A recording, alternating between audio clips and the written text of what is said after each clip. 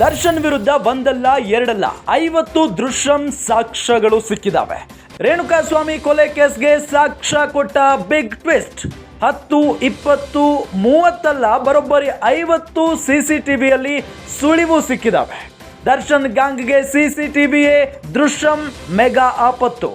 ಕೊಲೆ ಕೇಸ್ ಸಾಕ್ಷ್ಯಾಧಾರಗಳ ಸಂಗ್ರಹಕ್ಕೆ ಪ್ರತ್ಯೇಕ ಪೊಲೀಸ್ ತಂಡವನ್ನ ಇಲ್ಲಿ ರಚನೆ ಮಾಡಲಾಗಿದೆ. ದರ್ಶನ್, ಪವಿತ್ರ, ಪವನ್ ಮತ್ತು ವಿನಯ್ ಮೊಬೈಲ್ಗಳನ್ನ ರಿಟ್ರೀವ್ ಮಾಡಲಾಗಿದೆ. ಪಟ್ಟಣಗೆರೆ ಶೆಡ್ನಿಂದ ಸುಮನಹಳ್ಳಿಯವರೆಗೆ ದೃಶ್ಯ CCTVಯಲ್ಲಿ ಸೆರೆಯಾಗಿರೋದು. ಈವರೆಗೂ 50ಕ್ಕೂ ಹೆಚ್ಚು CC ಕ್ಯಾಮೆರಾ ದೃಶ್ಯಾವಳಿಗಳನ್ನ ಸಂಗ್ರಹ ಮಾಡಲಾಗಿದೆ. ಇದರಲ್ಲಿ ಚಿತ್ರದುರ್ಗದಿಂದ ಪಟ್ಟಣಗೆರೆ ಶೆಡ್ಗೆ ಬಂದಿದ್ದಂತ ಮಾರ್ಗ, ಶೆಡ್ನಿಂದ ಸುಮ್ನಹಳ್ಳಿ ಮೋರಿವರೆಗೂ ಕಾರ್ ಮೂವ್ಮೆಂಟ್ ಕ್ಯಾಪ್ಚರ್ ಆಗಿದೆ. ಸ್ವಾಮಿ ಮೃತದೇಹ ಕಾರ್ತಿಕ್ ಟೀಮ್ ಕಾರಿನಲ್ಲಿ ಹೊತ್ತೊಯ್ದಂತ ದೃಶ್ಯ. ಕಾರ್ತಿಕ್ ಟೀಮ್ ಇದ್ದಂತ ಕಾರನ್ನ ಫಾಲೋ ಮಾಡಿದ್ದ ಪ್ರದೋಷ್, ವಿನಯ್. ಪಟ್ಟಣಗೆರೆ ಶೆಡ್ನಿಂದ ಸುಮ್ಮನಹಳ್ಳಿಯವರೆಗೂ 28ಕ್ಕೂ ಹೆಚ್ಚು CCTVಗಳನ್ನು ಪರಿಶೀಲನೆಗೆ ಒಳಪಡಿಸಲಾಗಿದೆ. ಸುಮ್ಮನಹಳ್ಳಿ ಬ್ರಿಡ್ಜ್ ರಾಜಕಾಲುವೆಗೆ ಮೃತದೇಹ ಎಸೆದಿದ್ದಾರೆ ಆರೋಪಿಗಳು. ಅಪಾರ್ಟ್ಮೆಂಟ್ ರೋಡ್ನಲ್ಲಿ ಹೋಗಿ ಕಾರನ್ನ ಯೂಟರ್ನ್ ತೆಗೆದುಕೊಂಡಿದ್ದಾರೆ.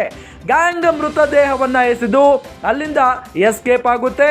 ಎಸೆದು ಹೋಗುವಾಗ ಮಾರ್ಗವನ್ನ ಬದಲಾಯಿಸಿದ್ದಾರೆ ಆರೋಪಿಗಳು.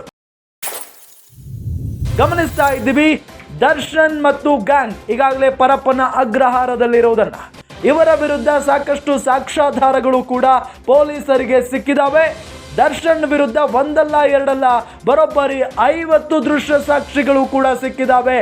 ರೇಣುಕಾಸ್ವಾಮಿ ಕೊಲೆ ಕೇಸ್ಗೆ ಸಂಬಂಧಪಟ್ಟಂತೆ ಇಲ್ಲಿ ಸಾಕ್ಷ್ಯಾಧಾರಗಳು ಬಿಗ್ ಟ್ವಿಸ್ಟ್ ಅನ್ನ ಕೊಡ್ತಾ ಇರೋದು. 10 ಅಲ್ಲ, 20 ಅಲ್ಲ, 30 ಅಲ್ಲ, ಬರೋಬ್ಬರಿ 50 CCTVಯಲ್ಲಿ ಸುಳಿವು ಸಿಕ್ಕಿರೋದು.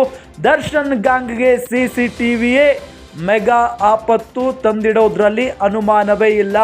ಗಮನಿಸ್ತಾ ಇದ್ದೀವಿ, ದರ್ಶನ್, ಪವಿತ್ರ, ಪವನ್ ಮತ್ತು ವಿನಯ್ ಮೊಬೈಲ್ಗಳನ್ನ ರಿಟ್ರೀವ್ ಮಾಡಲಾಗಿದೆ. ಯಾರಿಗೆ ಕಾಲ್ ಮಾಡಿದ್ರು ಇವರೆಲ್ಲ ಅಂತ ಹೇಳಿ.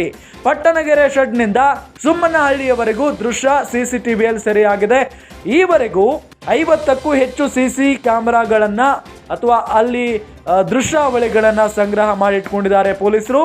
ಇದರಲ್ಲಿ ಚಿತ್ರದುರ್ಗದಿಂದ ಪಟ್ಟಣಗೆರೆ ಶೆಡ್ಗೆ ಬಂದಿದ್ದಂಥ ಮಾರ್ಗ, ಶೆಡ್ನಿಂದ ಸುಮ್ಮನಹಳ್ಳಿ ಮೋರಿಯವರೆಗೂ ಕಾರ್ ಮೂವ್ಮೆಂಟ್ ಕ್ಯಾಪ್ಚರ್ ಆಗಿದೆ. ಸ್ವಾಮಿ ಮೃತದೇಹವನ್ನು ಕಾರ್ತಿಕ್ ಟೀಮ್ ಕಾರಿನಲ್ಲಿ ಹೊತ್ತೊಯ್ಯುವಂಥ ದೃಶ್ಯ, ಕಾರ್ತಿಕ್ ಟೀಮ್ ಇದ್ದಂಥ ಕಾರನ್ನು ಪ್ರದೋಷ್ ಮತ್ತು ವಿನಯ್ ಫಾಲೋ ಮಾಡಿರುವಂಥ ದೃಶ್ಯ.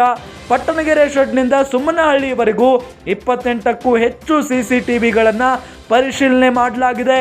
ಎಲ್ಲವೂ ಕೂಡ ಸಿಕ್ಕಿದೆ. ಸುಮ್ಮನಹಳ್ಳಿ ಬ್ರಿಡ್ಜ್ ರಾಜಕಾಲುವೆಗೆ ಮೃತದೇಹವನ್ನ ಎಸೆದಿರುವಂತ ಆರೋಪಿಗಳು ಅಪಾರ್ಟ್ಮೆಂಟ್ ರೋಡ್ನಲ್ಲಿ ಹೋಗಿ ಕಾರನ್ನ ಯೂಟರ್ನ್ ತೆಗೆದುಕೊಳ್ತಾರೆ. ಈ ಗ್ಯಾಂಗ್ ಮೃತದೇಹವನ್ನ ಎಸೆದು ಅಲ್ಲಿಂದ ಎಸ್ಕೇಪ್ ಆಗ್ತಾರೆ. ಎಸೆದು ಹೋಗುವಂತ ಸಂದರ್ಭದಲ್ಲಿ ಈ ಆರೋಪಿಗಳು ಮಾರ್ಗವನ್ನ ಬದಲಾಯಿಸಿದ್ದಾರೆ.